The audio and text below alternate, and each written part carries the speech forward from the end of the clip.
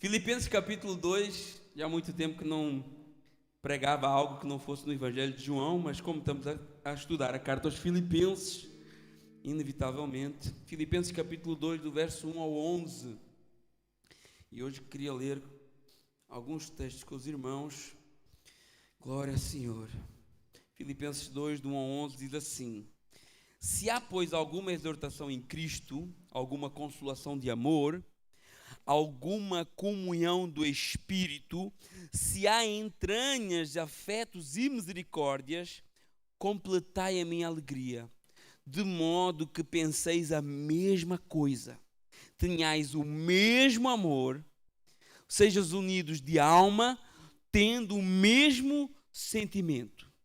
Não façais nada por partidarismo ou vanglória, mas por humildade, considerando cada um os outros superiores a si mesmo.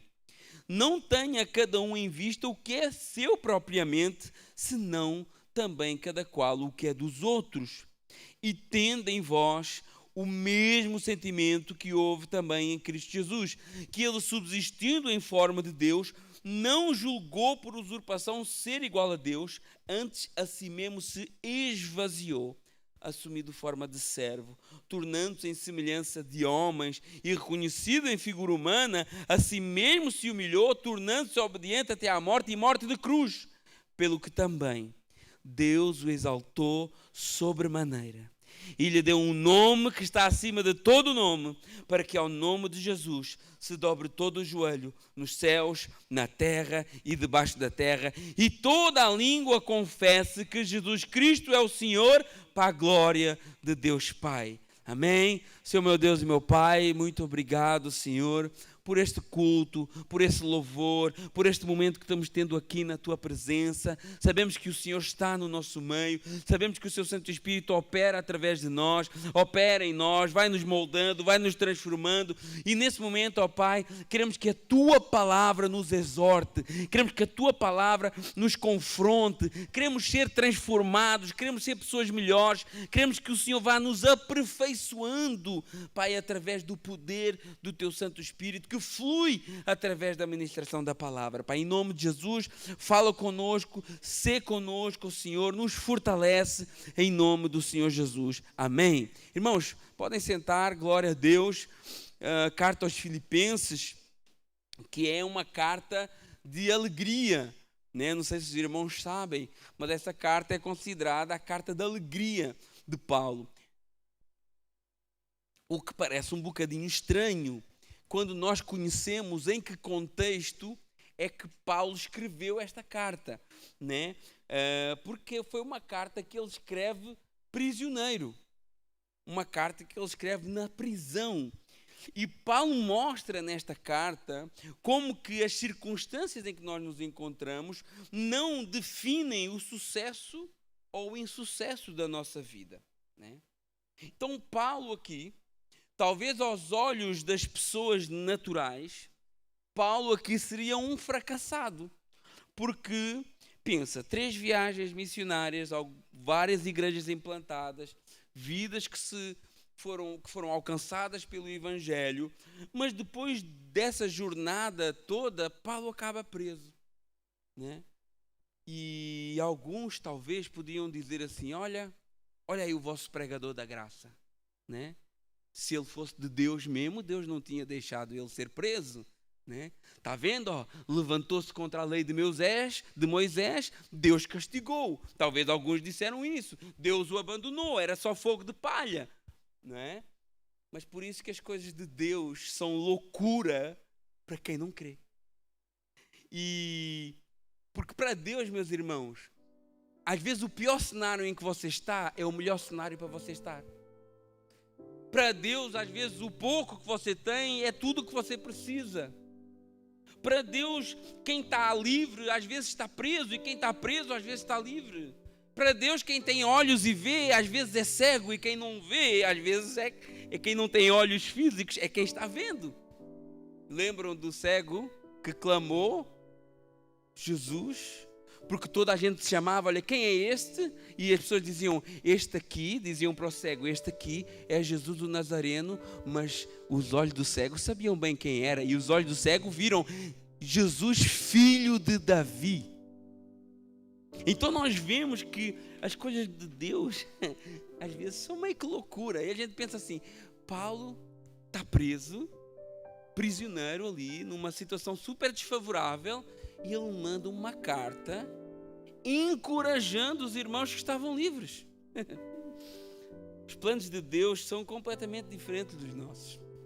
A visão de Deus, ela é completamente diferente da nossa. E por isso que Paulo diz que quem não é espiritual não consegue entender as coisas espirituais. Paulo estava preso, tinha sido espancado pelos judeus religiosos, estava num momento de desespero, sendo acusado diante de um tribunal dos judeus, e é nesse momento de aflição, né, que Deus diz assim, coragem, pois do mesmo modo como deste testemunho em Jerusalém, importa também que vais dar o meu testemunho a Roma. Então pensa assim, mas que bagunça! Por que é que Deus não logo disse a alguém para pagar uma passagem para Paulo, né? Para ele poder ir para Roma? E Deus usa uma situação de sofrimento, de prisão, de açoites, de injustiças. 40 homens tinham feito um voto de que não comiam e nem bebiam enquanto ele não fosse morto. Não sei como é que ficou esses homens aí, né? Ou quebraram o voto ou morreram de fome, né? Quando Paulo foi transferido de Jerusalém para a prisão, foram quase 500 soldados a acompanhá-lo. Olha a situação aparatosa. Olha a situação completamente desesperante, né? Mas Deus é nessa situação que diz assim, coragem. Coragem. Não estás a entender? Mas é do jeitinho que eu quero. Talvez Deus possa falar com alguém aqui hoje, né? Coragem. Coragem. Coragem, que eu ainda quero te levar a outros lugares. Coragem, porque através do teu sofrimento eu vou te exaltar. Coragem, porque através dessa luta o meu nome vai ser glorificado. Coragem, é isso que Paulo estava dizendo, que Deus estava dizendo aqui a Paulo. E você pensa, mas está tudo dando errado na minha vida. Onde é que eu errei? Será que escolhi mal o marido? Escolhi mal a esposa? O meu trabalho não é bom? A igreja não presta? Vou mudar? Não tem nada a ver com isso. Você está do jeito que Deus quer, talvez. Para te moldar, para trabalhar na tua vida, para te ensinar. Todo esse errado, às vezes, pode ser o plano de Deus para a tua vida. Como era o plano de Deus para a vida de Paulo. Estava tudo dando errado, mas era o plano de Deus para a vida de Paulo. E você diz, é loucura. Pois é, porque as coisas de Deus são loucura mesmo, né? As coisas de Deus são improváveis. Quando tudo já deu errado para nós, às vezes aos olhos de Deus está tudo dando certo. Glória a Deus. Paulo chega então a Roma, depois de 2 anos preso ali em Cesareia Marítima, e ele não chega lá como um prisioneiro do Império Romano. Ele chega lá como um prisioneiro de Cristo. Porque foi Cristo que o levou até lá. Foi Cristo que tinha um plano para que ele estivesse ali naquele lugar. E é nessa realidade difícil, numa situação, às vezes, que nós olharíamos hoje, né, para a vida dele e achávamos que ele era um fracassado, né? Alguns de nós, principalmente esses da teoria da prosperidade, da confissão positiva, né? Que eu falo, eu determino e tem que acontecer, porque talvez esses que acreditam nessas coisas hoje olhavam para Paulo e diziam assim, esse cara não é de Deus, não pode ser, né? Outro dia eu ouvi um pregador num púlpito que ele dizia assim, olha, o motivo que Deus não está contigo é porque tu não tens dinheiro, né? Então Deus não está comigo também, olha, irmãos, podem sair já daqui. Então às vezes as pessoas associam esse tipo de coisas como que a única maneira de provar que Deus está comigo é se a minha vida está correndo bem, e não tem nada a ver com isso. E nessa realidade dura, Paulo escreve algumas cartas muito interessantes, talvez as cartas mais profundas de Paulo. Não que eu estou-lhe aqui a comparar escritura, porque toda a escritura é divinamente inspirada, útil para corrigir, para instruir em justiça, para que o homem seja perfeito, mas a carta aos Filipenses, a carta aos Efésios, a carta aos Colossenses, a Filemon, são as cartas que ele escreve ali naquela prisão, e são cartas profundas, como que se Deus estivesse dando um tempo para Paulo verdadeiramente ir mais fundo no seu conhecimento de Deus, verdadeiramente ir mais fundo naquilo que ele podia passar para a igreja, né? E eu recomendo, leiam essas cartas, porque não é muito grande, são cartas com 4, 6 capítulos. Rapidamente vocês leem essas epístolas da prisão e vão ver o tão profundo que Deus leva Paulo ali naquele momento difícil. Por isso que Paulo podia dizer, olha, quando eu estou fraco, é quando eu estou forte. Porque às vezes é nesses momentos mais complicados que eu tenho mais esse temor de me chegar mais a Deus, de me colocar mais na dependência dEle, de ser mais usado pelo Senhor. E Paulo escreve na prisão para animar essa igreja de Filipos, que parece contraditório, o homem está preso e envia uma carta animando os irmãos, né? 4 capítulos, rapidíssimos de ler, 15 minutos você lê um livro da Bíblia. Já pensou como é rápido, fácil ler um livro da Bíblia? 15 minutinhos você lê e leia. Faça esse esforço essa semana. Essa semana eu vou ler a carta aos Filipenses. Você vai ver o tanto que você vai ser instruído. E esses 4 capítulos ricos para a igreja, que para mim, esse texto que nós lemos de início é dos mais marcantes e didáticos e que mais nos ensinam de toda a Escritura. De toda a Escritura. Onde Paulo nos ensina a viver como verdadeiros cristãos, né? Como viver do modo digno do Evangelho. Isso são as palavras dele, nós já vamos entrar no texto. Como funciona essa realidade do ser cristão, que cerca de 2 bilhões 650 milhões de pessoas em todo o mundo dizem que são. Né? São quase 30% da população mundial.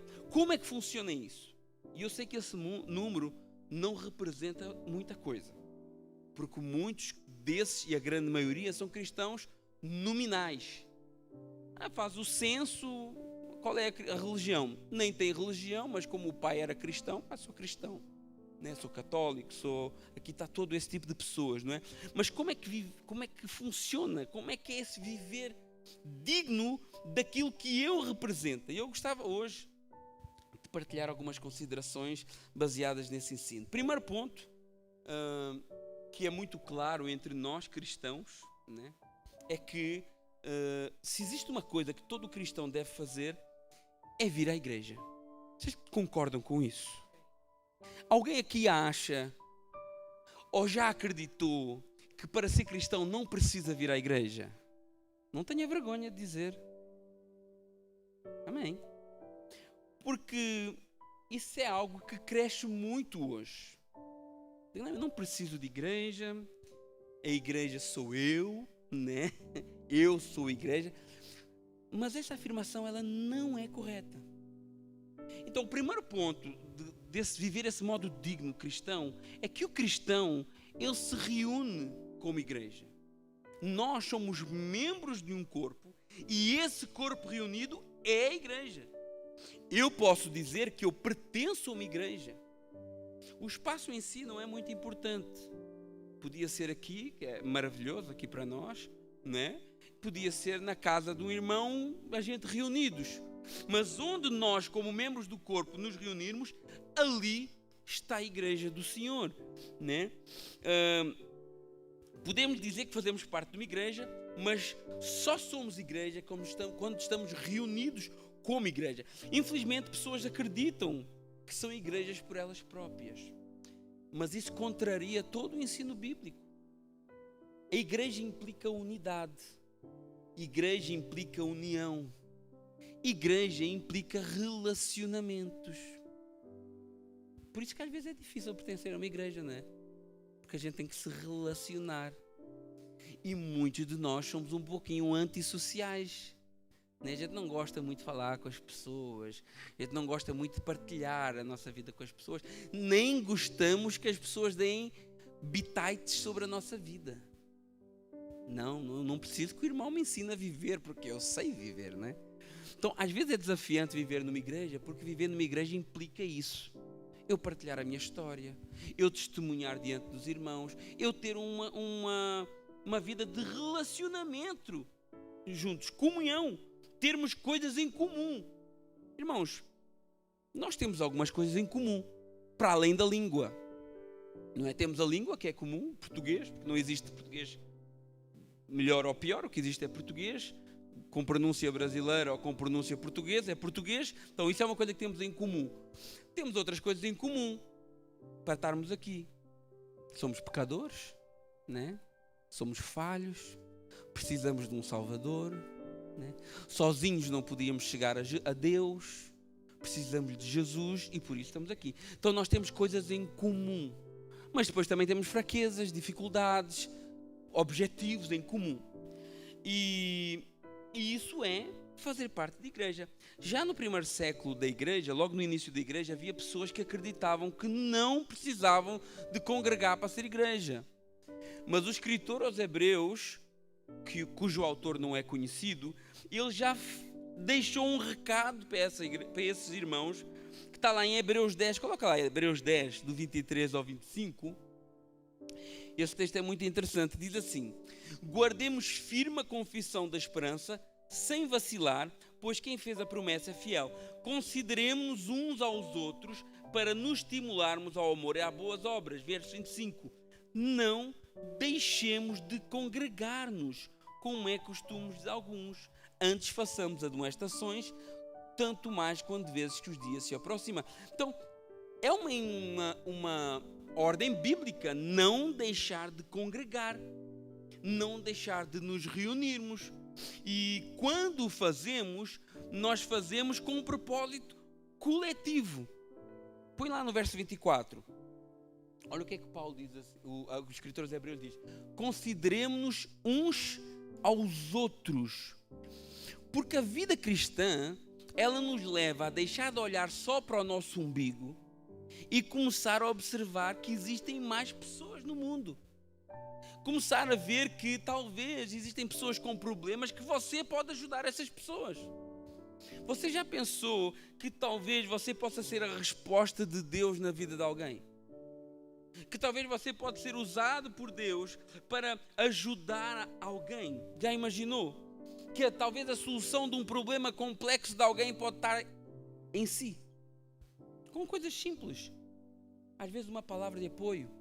Às vezes um abraço que você dá, às vezes uma mensagem que você envia, às vezes um telefonema, às vezes um conselho. Irmãos, tem pessoas que não precisam muita coisa para ter as suas vidas mudadas. E Deus pode usar você. E na comunhão da igreja, isso é propício. Por quê? Porque a Bíblia diz que o Espírito Santo se move no meio da igreja. E quando o Espírito Santo se move, o milagre acontece, as pessoas são mudadas, os cenários são transformados, vidas são transformadas. Às vezes nós pensamos que para Deus fazer a obra na vida de alguém, precisa de muita coisa. Nós acreditamos que é preciso um espaço como esse, com microfones, com cadeiras confortáveis, com uma liturgia bem elaborada, com um grupo de louvor bem ensaiado, com uma palavra cheia de conteúdo, com tudo. Nós pensamos que é preciso tudo isso. E tudo isso é muito bom. E devemos sim nos dedicar para fazer as coisas bem feitas. Mas mais importante do que tudo isso é alguém disposto a obedecer a Deus e ser usado por Deus nisto tudo. Muitas vezes em coisas simples. Muitas vezes até fora desse ambiente de culto. Às vezes até depois do culto, ali na cantina, ou antes do culto, no convívio, antes do culto. Por isso que a Bíblia diz que nós devemos estar juntos, para nos considerarmos uns aos outros, como está lá no texto. Mas também para quê? Olha a segunda linha. Para nos estimularmos ao amor e às boas obras. Porque às vezes não nos apetece fazer coisas boas.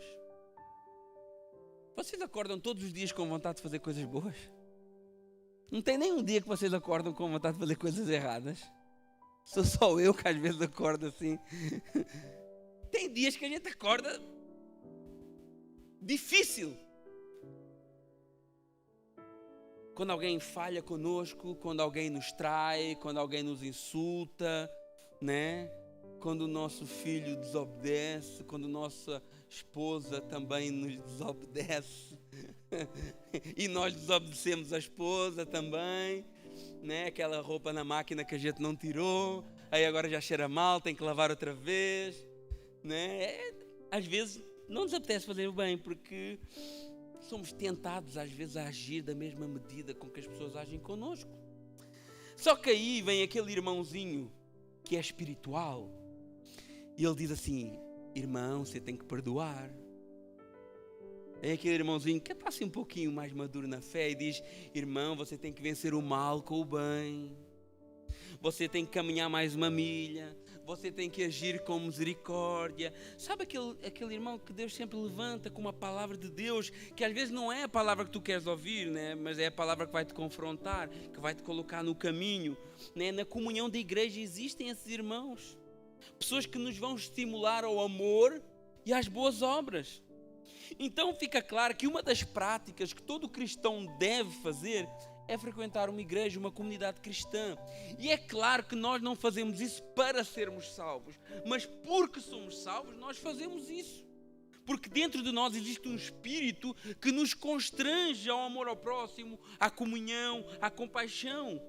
E Paulo, quando falava desse modo digno de viver o Evangelho, desta vida prática, Paulo falava dessa união. Vamos ler o contexto, e o contexto começa lá em Filipenses capítulo 1, verso 27. Filipenses capítulo 1, verso 27. Olha o que é que Paulo começa a dizer. Ele começa a explicar aqui como é que eu vou viver do modo digno do Evangelho. E ele diz assim: olha, vivei acima de tudo por modo digno do Evangelho de Cristo. Nós aqui já vemos uma coisa muito importante. Se existe um modo digno de viver o Evangelho de Cristo, então também existe um modo indigno de o fazer. Já pensaram nisso? Ao contrário do que muitos ensinam hoje, meus irmãos, viver o Evangelho é algo que requer uma atitude, requer uma mudança, requer uma transformação. Hoje é pregado um Evangelho em que não é preciso mudar nada, basta aceitar Jesus. Né? A gente até vê, não, o fulano aceita Jesus, está salvo.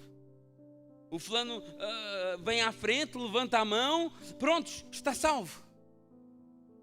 Só que depois tem um batismo e a gente diz assim: olha, fulano, vamos batizar? Ai não, pastor, não. Batizar não, eu não estou preparado. Não, eu tenho muita coisa que eu tenho que mudar, eu não posso batizar ainda. Não, eu não estou preparado, eu tenho que resolver a minha vida. Ou seja, a pessoa não se converteu. A pessoa teve uma atitude, ok, mas aquela atitude não significou nada para ela. Porque ela não pode cantar como nós cantamos aqui: és o meu dono, minha paixão, minha canção e meu louvor. Porque se eu aceito Jesus como meu Senhor e Salvador, se Ele me ordena descer às águas do batismo como um testemunho público da minha fé e eu não o faço, então eu não o aceitei. Então nós vemos que às vezes a pessoa é enganada nesse sistema de que, não, se vai lá à frente, aceita Jesus, está tudo bem, e o resto não é preciso mais nada. Mas não é assim que funciona. Não é assim que funciona. Continuam vivendo da mesma forma, mas agora fazem parte de uma igreja, mas não teve mente transformada pelo poder do Espírito Santo que opera através da palavra. Nunca experimentarão a boa, perfeita e agradável vontade de Deus. Quem é que gostaria de experimentar a boa, perfeita e agradável vontade de Deus? Amém? Eu acredito muitos que talvez já experimentam isso. Olha o que é que a carta aos Romanos, Paulo, ela nos mostra o caminho para experimentar a boa, perfeita e agradável vontade de Deus. Romanos capítulo 12, verso 1, coloca aí, por favor. Olha o que é que a palavra do Senhor diz. Rogo-vos, pois, irmãos, pelas misericórdias de Deus, que apresenteis o vosso corpo por sacrifício vivo, santo e agradável a Deus, que é o vosso culto racional. Então, a pessoa, olha o que é que esse texto está dizendo aqui. Apresentar o corpo como sacrifício vivo, santo e agradável a Deus, que é o vosso culto racional. A pessoa, ela aceita Jesus, né? Vem à frente, levanta a mão, corre uma lágrima, porque a gente ouve esse povo cantar e louvar, quem é que não corre uma lágrima? É lógico que corre uma lágrima, a gente corre uma lágrima até ouvindo a Adele, ou qualquer coisa assim, não é nada do outro mundo, né? Muitas pessoas correm lágrima pela emoção, pela beleza da música, da arte, e não porque o Espírito Santo está a tocar no seu coração. E a pessoa vem à frente, aceita Jesus, mas ela continua mentindo, às vezes por coisas parvas, nem tinha nem que mentir, mas mente. Ela continua vestindo, se sensualizando, seduzindo. Ela ou ele, ela a pessoa, dá para homem e dá para mulher, ok? Continua saindo para a farra, bebendo, fumando, continua igual, falando palavrão. Eu não entendo como é que o crente fala um palavrão. Eu não entendo como é que um crente fala uma palavra torpe, sendo que a Bíblia diz, não saia da vossa boca nenhuma palavra torpe, a não ser que aquela que seja edificante para quem ouça. Eu não consigo entender um crente que fala um palavrão. Mas é uma coisinha mais pequena. Tá bom. Continua falando da vida alheia, continua espalhando contendas, continua provocando discórdias entre os irmãos, mas veio à frente, aceitou Jesus, está tudo bem. Entrou na estatística. Faz parte de 2 bilhões e 635 mil, sei lá. Ou seja, as tuas vontades, as nossas vontades, os nossos pecados, que são do corpo e da carne, não estão a ser sacrificados. Porque eu não estou a apresentar o meu corpo, a minha carne, como sacrifício vivo ao Senhor. A gente acha que o culto racional é o culto bonitinho, né? Todo mundo na ordem, liturgia, sai um, entra o outro, ninguém rodopia, ninguém escala a parede. É o culto racional. O culto racional é o culto que você oferece o seu corpo para ser sacrificado, a sua carne para ser sacrificada, os seus desejos para ser sacrificados. A proposta é matar tudo. Mas eu não consigo, pastor, é muito difícil. Pastor, é muito difícil. Você não entende, pastor. Você não passa o que eu passo. Entendo, sim. Entendo. E como entendo, meus irmãos? E como eu entendo? Que todos os dias também eu faço sacrifícios. Que todos os dias eu também tenho que dizer não para a minha carne. Que todos os dias eu tenho desejos que eu tenho que controlar. Eu sei muito bem que é difícil. Porque eu também sou um ser humano. Podemos ter fraquezas diferentes. Talvez aquilo que tenta o Danny não é o mesmo que tenta a mim. Talvez aquilo que tenta a Fabi não é o mesmo que tenta a mim. Temos tentações diferentes, mas cada um de nós tem as suas fraquezas. E nós precisamos de apresentar o nosso corpo como sacrifício vivo ao Senhor. Eu sou tentado e tenho que resistir. A diferença talvez é que eu não me conformo com o pecado. Eu não me conformo, não porque ele não é bom, não que ele não dá algum prazer momentâneo, não seja um pouco saboroso, mas eu não me conformo porque o Espírito de Deus habita em nós, habita em mim, e Ele transformou a minha mente. Olha o verso 2 de Romanos 12. Apresenta o corpo como sacrifício santo, vivo, santo, agradável a Deus, que é o vosso culto racional, verso 2. E não vos conformeis com esse século, mas transformai-vos pela renovação da vossa mente. Transformai-vos. E só o Espírito Santo para mudar a nossa mente carnal. Só o Espírito Santo para mudar a nossa velha natureza. Pode ser o melhor pregador do mundo, pode ser a melhor mensagem do mundo. Se o Espírito Santo não opera na tua vida, você nunca vai mudar. Porque sem Ele, nós somos só carne caída e alma corrompida.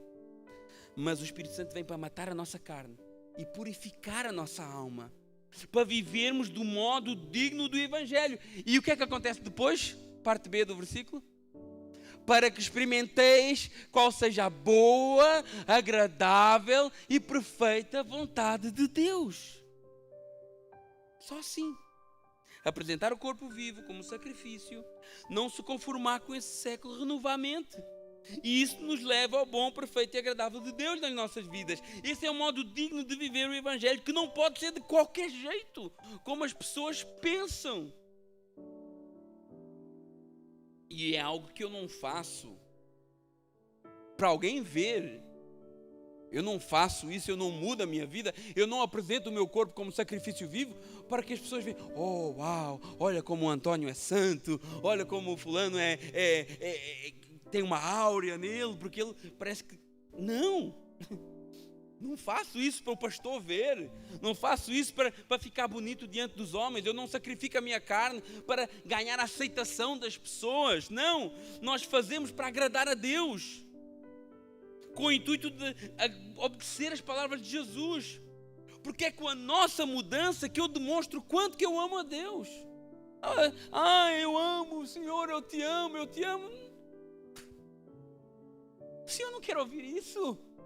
O Senhor quer ver isso na nossa vida. E nós demonstramos o quanto amamos a Deus através da nossa maneira de viver santa. João 14, 21, coloca aí, Davi. João 14, 21, olha o que é que Jesus diz: aquele que tem os meus mandamentos e os guarda, é esse que me ama. E aquele que me ama é amado de quem? Do meu Pai. E eu também o amarei e me manifestarei a ele. Olha o que é que Jesus está falando aqui. Eu o amarei e me manifestarei a ele. É algo pessoal entre você e Jesus. E quando você guarda as palavras de Jesus, quando você pratica as palavras de Jesus, isso traz relacionamento entre você e Jesus. Eu não consigo entender a pessoa que não conhece a palavra, não medita na palavra, não se preocupa em conhecer as palavras de Jesus e diz que tem um relacionamento com ele. Não é compatível com aquilo que a Bíblia diz. É viver uma ilusão.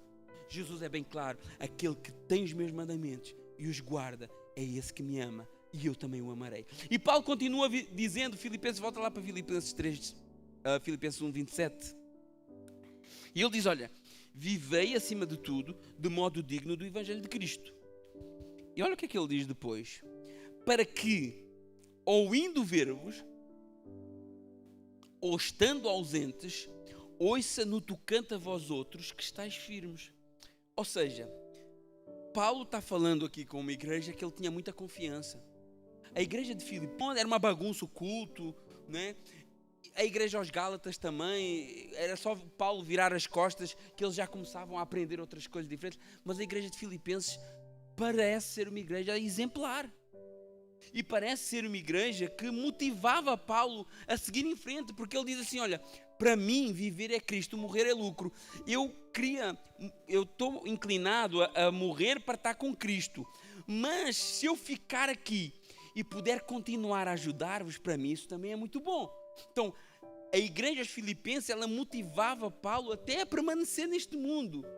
E vemos, olha o que é que ele diz: indo ver-vos, ou esteja ausente, no tocante a vós, ouça que no tocante a vós vocês estão firmes. Ou seja, vocês da igreja não fazem isso por mim, Paulo está dizendo. Eu não preciso estar presente, eu não preciso estar aí para vocês viverem da forma digna do Evangelho.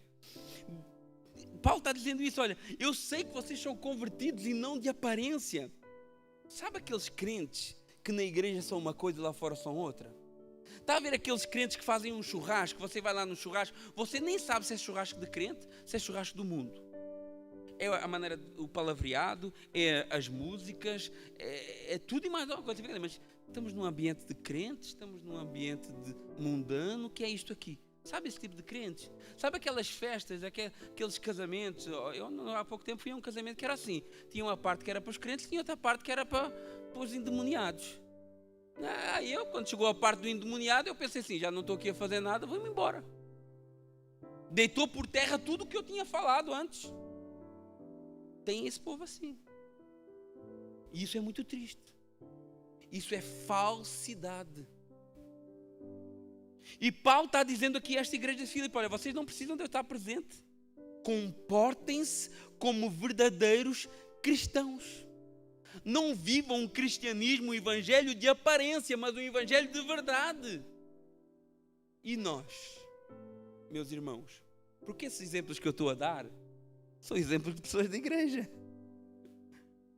Porque eu só conheço pessoas de igreja. A minha realidade é uma realidade de igreja. E nós, como é que nós nos portamos? quando está o pastor, ou quando está alguém da igreja, ou quando está os irmãos da igreja é de um jeito, mas quando estamos no trabalho ninguém vê, lá ninguém é crente e ninguém vai ser, porque olha para si e pensa, eu crente como este não quero nunca. Como é que nós estamos a ser? Estamos a viver um evangelho de verdade ou um evangelho de aparência? Será que você é uma coisa na frente do pastor e dos irmãos e depois se transforma, tira uma máscara e passa a ser aquilo que você realmente é? E Paulo está dizendo, quer ausente, quer presente, vivam do modo digno do evangelho. Porque não é para mim que o fazem, mas é para Deus que os resgatou para uma nova vida. E ele diz isso, ele continua esse verso 27. Vamos ver aqui. Põe para trás, para a gente ler com mais contexto. Então, para que indo ver-vos, ou estando ausente, ouça no tocante a vós outros, continua, que estáis firmes. Como falta hoje, meus irmãos, firmeza. Como falta hoje qualquer coisinha, hoje nós já saímos do caminho do evangelho. Hoje a gente vai falar com alguém, a gente já fica cheio de dedos, né? Pisando em cascas de ovo, porque não pode falar nada, que o irmão hoje não gosta daquilo que é falado, troca de igreja e pronto, porque tem igreja para todo tipo de gente aí. Qualquer coisinha, um domingo vem para a igreja, no outro domingo vai para a balada, numa semana está lendo a Bíblia, na outra semana nem pega nela mais, uma semana ora muito, na outra semana não ora nem por aquilo que vai comer. Às vezes nós não oramos nem pela comida. Talvez foi consagrada a ídolos, consagrada a demônios e nós comemos. Porque quando você ora pela comida é por conta disso aí, porque você não sabe de onde é que ela vem. Crentes meninos, inconstantes, fracos, que não têm compromisso com as coisas de Deus. Como falta sermos constantes. E alguns, para justificar a falta de compromisso, ainda dizem, não, esse povo é muito ativismo religioso. Será que orar todos os dias é ativismo religioso? Porque se orar todos os dias é ativismo religioso, nós temos um problema com Paulo. Porque Paulo diz que a gente deve orar sem cessar. Será que ler a palavra todos os dias é ativismo religioso? Porque se é, nós temos um problema também. Porque a palavra do Senhor diz que eu devo meditar na palavra de dia e de noite. Será que vir à igreja uma vez por semana é ativismo religioso? Quando a igreja primitiva estava unânime todos os dias no templo. Será que é ativismo religioso vir para a igreja? O culto é 2 horas, mas já passou 10 minutos, pastor, como é que é? Já passou 10 minutos, tenho que ir comprar o meu salgado na cantina. Meus irmãos, se você é uma pessoa que fica olhando para o relógio, a nossa igreja não é para si. Porque o louvor foi uma bênção. Não ia mandar parar o louvor, estava bom, o Espírito Santo estava movendo, mas eu tenho uma palavra para pregar. Mas às vezes as pessoas, não, porque é a hora, porque não pode ser. Ativismo. Então vemos que cada um inventa a sua desculpa. Quando a pessoa não quer, cada um inventa a sua desculpa. Na realidade, o diabo cria a desculpa e nós compramos para nós. No outro dia houve um irmão que disse que não vinha, eu não vou na igreja, porque o pastor passou por mim no mercado e não me falou. E, irmãos, pode acontecer. E eu até acredito que tenha acontecido. Mas pensa assim, a pessoa não pensa assim, eu estava distraído.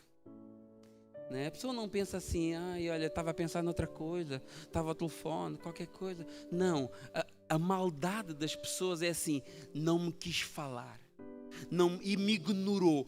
Por quê? Como ela era capaz de fazer isso, acha que todo mundo faz também. Porque quem não quer ser sozinho. Então nós vemos que, vamos lá ver, isso até pode ter acontecido, até pode ter acontecido, eu não tive a oportunidade ainda de falar com a pessoa, mas se não tivesse acontecido isso, eu arranjava uma outra desculpa para não vir, para não estar aqui. Porque quando a gente não quer, prontos, inventa desculpas. A palavra do Senhor diz, olha o que a palavra do Senhor diz, 1 Coríntios 15:58, coloca aí, Davi, por favor. 1 Coríntios 15:58. Portanto, meus amados irmãos, sede firmes, inabaláveis, sempre abundantes na obra do Senhor, sabendo que o vosso trabalho não é vão do Senhor. Olha o que Paulo está falando aqui. Sempre abundantes. Será que Paulo está incentivando ativismo religioso aqui, na obra do Senhor? Será que é isso que Paulo está a fazer? Não, claro que não. Paulo está deixando bem claro, o vosso trabalho não é em vão. Mas não é em vão em quem? No pastor? No líder?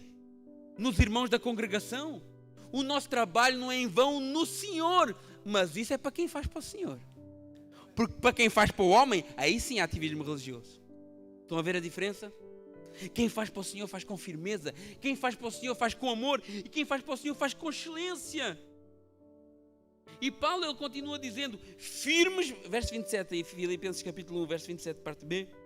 Firmes em um só espírito. Uma só motivação, servir ao Senhor. Poder de alguma maneira, meus irmãos, olha que privilégio que Deus nos dá. Poder de alguma maneira participar da obra do Senhor. Participar da missão mais importante de toda a humanidade. A Bíblia diz que os anjos olham para nós, queriam fazer o que nós fazemos, mas não podem.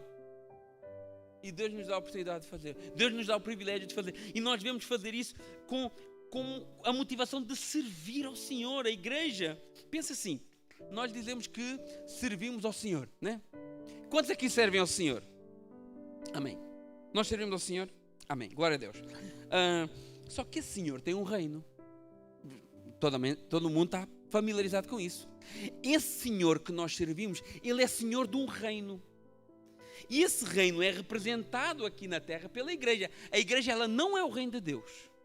Mas a igreja, ela é embaixadora deste reino.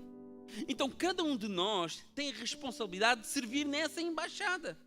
Se nós dizemos que servimos ao Senhor do reino, e não servimos na única instituição nesta terra que representa esse reino e este Senhor, tem algo errado connosco.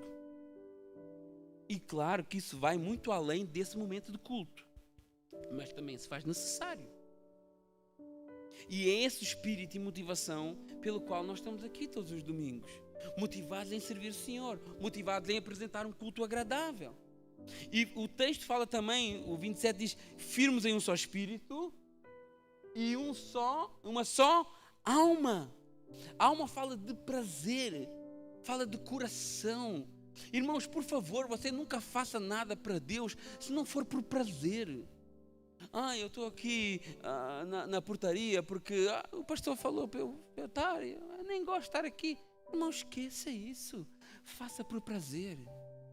Não está a gostar da portaria, isso não é indireta para ninguém, porque eu nem sei se for, olha, mas se não está a gostar, há outras áreas da igreja que pode servir, mas faça algo que Deus arda no seu coração. Não faça as coisas por fazer porque o pastor pediu, porque se eu disser assim, olha, irmão, você toma conta ali da mesa de som, por exemplo, e se você vai lá, contrariado, não quer fazer, e vai dar errado. Então, mas vai falar assim, olha, não, pastor, eu não gosto. Eu quero servir, mas eu estou orando. Oro. Estou orando para Deus me falar o que é que eu devo fazer. Enquanto isso, eu estou aqui, arrumo as cadeiras, levo o lixo, qualquer coisa. Mas não faça nada obrigado, porque o pastor pediu para fazer. Não tem que obedecer ao pastor, né? Porque quem toca no ungido do Senhor. Isso é conversa fiada, meus irmãos. Isso é conversa fiada. Uma só alma, fala de prazer, fala de coração. Atos capítulo 4, 32, toda aquela multidão que recebeu o Senhor Jesus ali, diz que era uma só alma e um coração, tinham prazer de estar juntos, tinham prazer de compartilhar, tinham prazer da comunhão, de viver essa unidade. E é algo tão importante hoje para nós como igreja, e nunca foi tão importante estarmos unidos. Você sabe como é que distingue algo que é importante para Deus? É ver o tanto que o diabo luta contra. Hoje vivemos na era das denominações, né? Das correntes teológicas, dos debates teológicos, né? Dos calvinistas, dos arminianos, dos pré, dos pós, né? E muitos têm usado essas diferentes visões doutrinárias como pretexto para divisão dentro da própria igreja. Continuamos a pregar outras coisas, como que para demonstrar que somos mais certos do que os outros, fazendo facções às vezes dentro do próprio evangelho, deixando a mensagem da cruz que liberta, que une, que salva, por doutrinas vãs que criam divisões dentro da igreja, partidarismos. Irmãos, estar unidos em Cristo não quer dizer que todos nós temos que pensar do mesmo jeito. Às vezes a pessoa pergunta, pastor, o que é que você acha? A igreja vai passar pela grande tribulação? Vai passar? Não vai? Irmão, eu tenho a minha opinião, mas eu quero, olha, se a igreja for passar, que o Senhor nos fortaleça. Se a igreja não for passar, que a gente esteja preparado para ser arrebatados. Mas isso não nos tem que dividir. Estar unidos em Cristo não significa que temos que seguir todos a mesma linha teológica. Existem coisas, meus irmãos, que são inegociáveis. Trindade, morte expiatória de Cristo, vida em glória, inferno eterno, glória eterna. Isso é inegociável. Só que hoje as igrejas estão se dividindo por coisas que dava perfeitamente para viver juntos. Se há 2000 anos atrás 120 pessoas fizeram o que fizeram, imagina hoje 2 bilhões que estivessem unidos. Vamos cortar isso para 1/3. Imagina hoje 800 milhões de pessoas que estivessem unidos pelo propósito do Evangelho. O impacto que a igreja não podia ter. O impacto sem barreiras denominacionais. Deixando essa conversa, eu sou batista, eu sou presbiteriano, eu sou da CCB, eu sou daqui, eu sou dali. Não deixa disso. Quando alguém te perguntar qual é a tua religião, eu sou cristão. Eu sou seguidor de Jesus. Que é só essa conversa? Eu sou assembleano. Isso é coisas que vêm dividir o povo de Deus. Qual é a tua igreja? A minha igreja é que vai morar no céu. Qual é o teu pastor? Meu pastor é Jesus Cristo. Mas você é de onde? Eu era português, hoje eu sou cidadão do céu. É essa que deve ser a nossa identidade como igreja, porque a igreja não é daqui da terra, a igreja é do céu. Infelizmente nós temos nos dividido como igreja. Aqui há poucos anos a igreja no Brasil, ela se uniu em torno de um líder político. Não estou falando que isso é errado, está certo. Em torno de um líder político, e todo o mundo se uniu.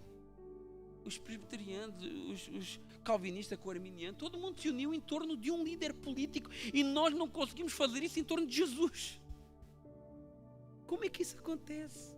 Que evangelho que nós estamos a pregar, onde vemos igrejas como concorrentes no mercado evangélico, onde lutamos por ideias de teólogos do século XVI e XVII, como se o evangelho antes disso fosse todo errado.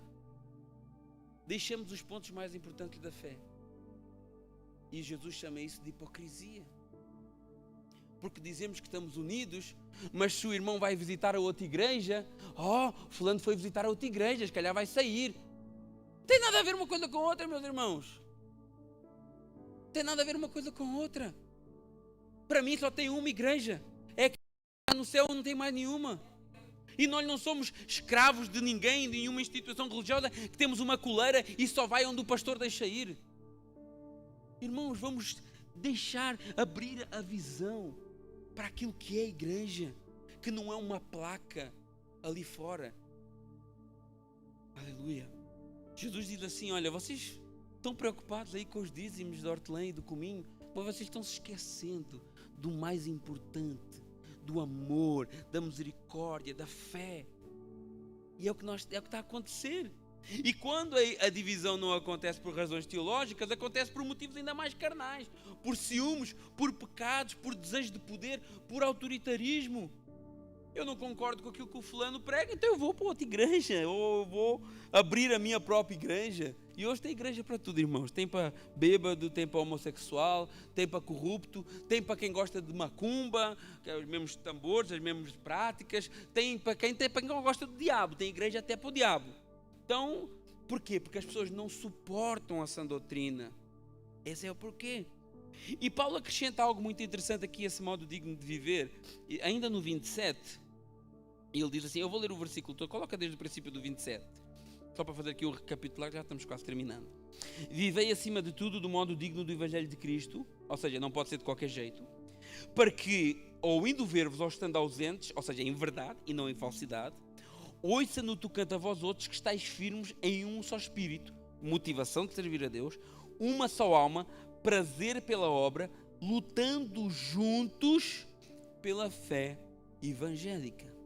Olha o que é que Paulo está dizendo. Paulo está a dizer que esse povo tem que lutar pela fé evangélica. Isso é ipsis litteris no texto. Eu fui ver no grego, é exatamente isso. Aqui não foi uma tradução tendenciosa para a igreja protestante.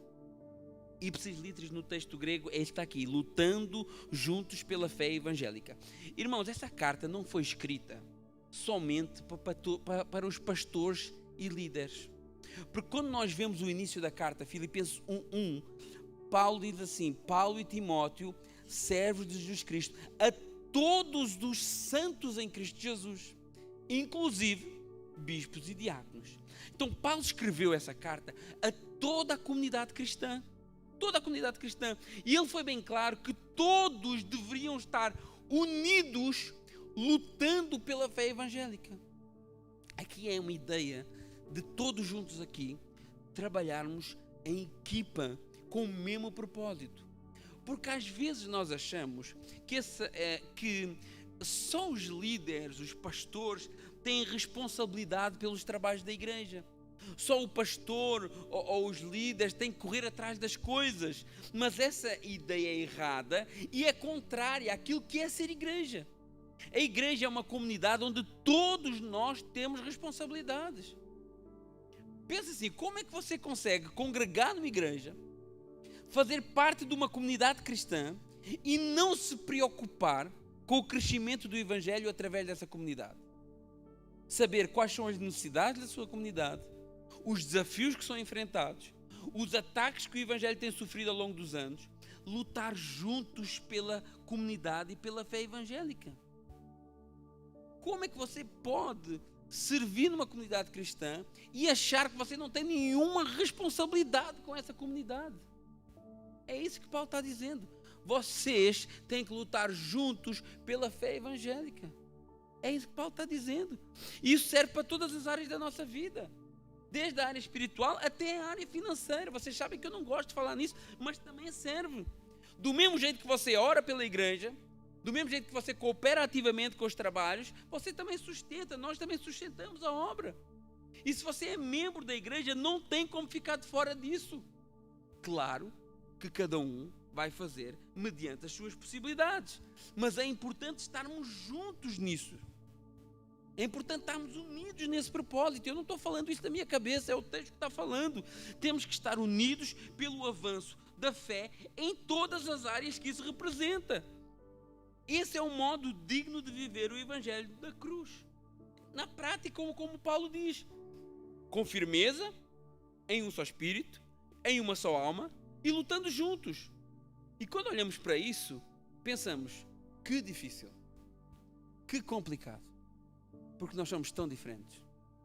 Nós temos dificuldade com as pessoas que escolhemos para casar, quanto mais com pessoas que entraram pela igreja e que sentam-se agora ao nosso lado. Nós temos dificuldade com os nossos filhos, que amamos mais do que qualquer outra coisa, quanto mais com o irmão que eu conheci há um ano. É difícil isso. E Paulo entra então no capítulo 2, e eu ia começar agora a expor o texto, mas não dá tempo. Entra no capítulo 2 e ele reforça todas essas coisas, só que ele agora vem trazer a solução para isso. Verso 1, capítulo 2, diz assim.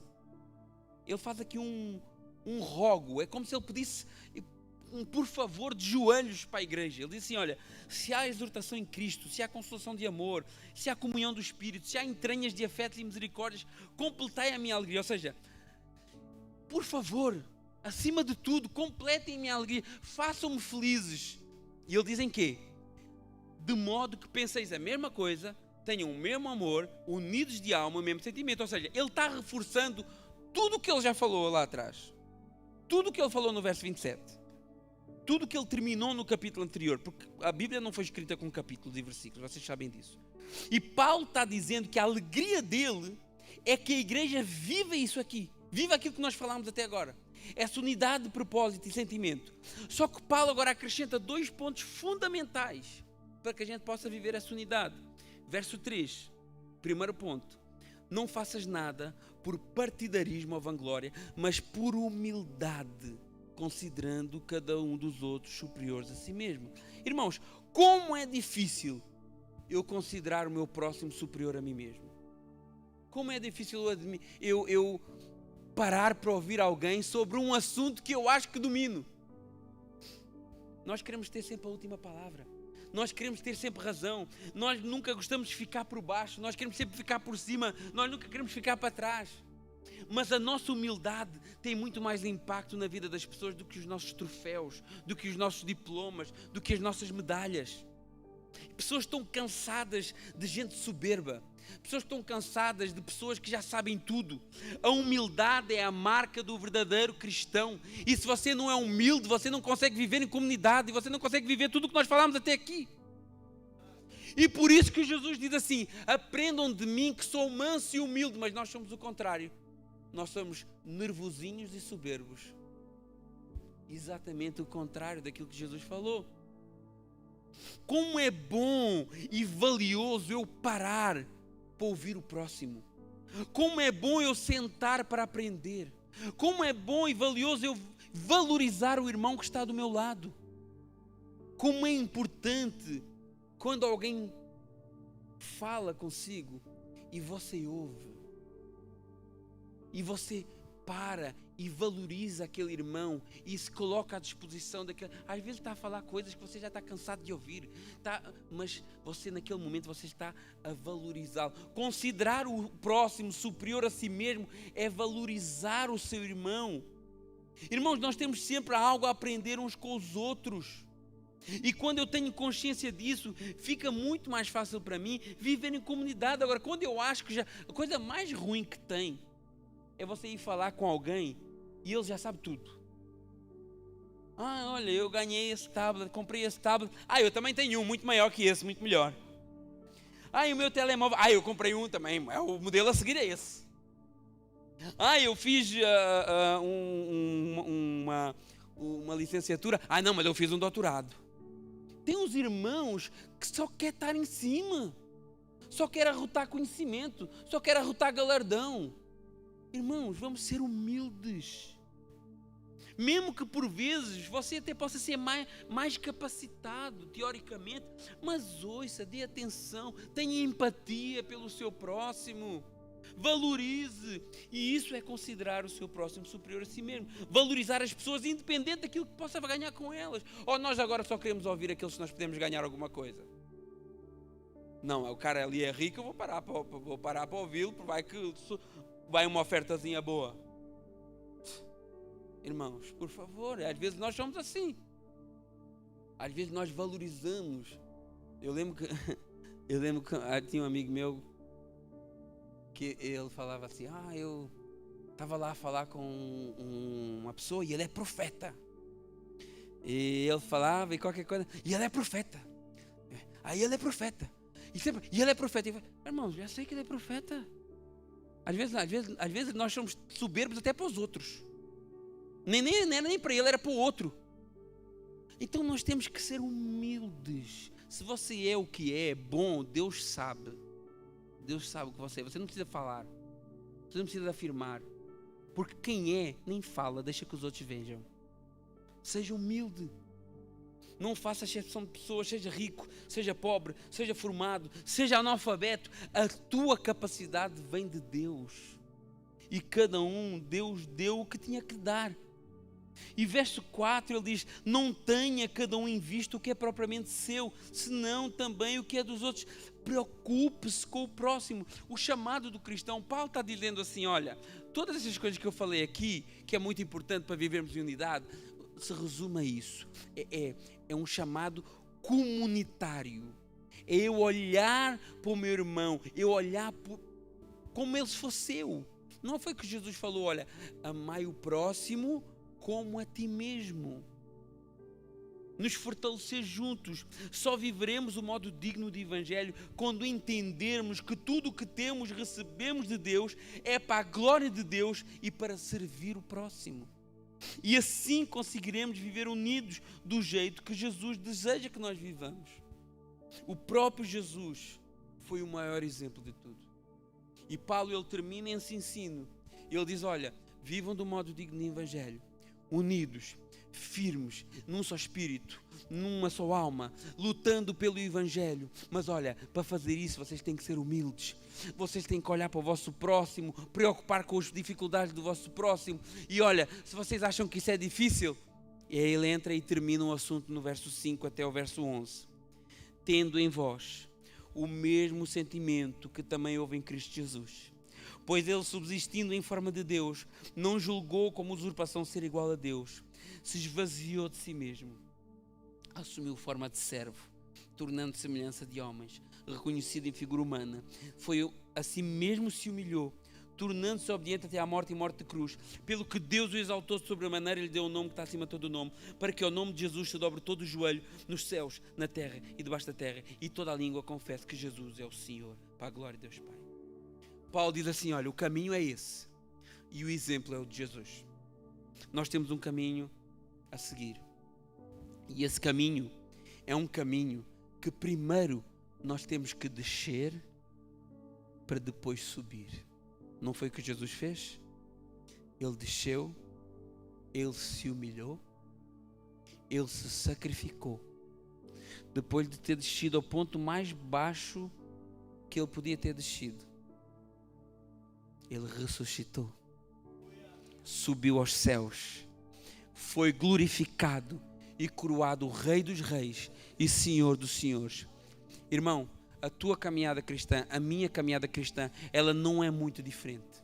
Nós temos que descer um pouco, servir os nossos irmãos, ter uma abordagem de humildade para com o próximo, para que depois o Senhor possa te exaltar. O próprio Jesus falou assim: aquele que quiser ser grande no reino dos céus, seja o servo de todos.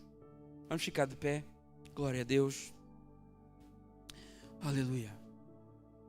O caminho para a exaltação passa pela humildade e o serviço. Viver em humildade, viver em unidade, considerar cada um que o Senhor coloca nas nossas vidas como importante, como valioso. Você valoriza o seu irmão que aqui está do seu lado?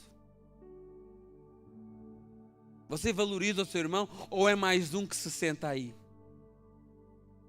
Quando ele falta e não vem, você não sente falta dele? Você é capaz de... Irmãos, eu sou sincero, quando falta alguém no culto, a minha vontade é ligar e perguntar: onde é que tu estás? Eu não faço isso porque às vezes parece que eu quero tomar conta dos irmãos, né? Mas a minha vontade, eu confesso, eu me coço. Cadê o fulano? Não vi. Não é porque eu quero, porque eu quero estar junto. Não tem a ver com controle, tem a ver com amor, o prazer de estar junto. Esse irmão que está do seu lado, você tem que ter prazer por ser corpo de Cristo juntamente com ele. Um dia você está aqui, aí você acha que ele é chato, mas você vai passar a eternidade junto com ele. Vá se habituando. Até lá na glória vai ter que aguentar. Se nós não nos amamos aqui, se nós não sentimos falta uns dos outros aqui, como que a gente vai querer subir juntos? Aleluia. Dê importância ao seu irmão, à sua irmã. Ele é valioso para Jesus, como você também é valioso para Jesus. Ele derramou seu sangue pela sua vida. E juntos lutarmos pela fé evangélica. Vamos lutar juntos? Amém. Quem está disposto a lutar juntos aqui? Aleluia. Glória a Deus. E assim viveremos do modo digno do Evangelho. Glória a Deus. Vamos louvar o Senhor para terminar o culto. Aleluia. Santo é o teu nome, Deus. Obrigado, Senhor.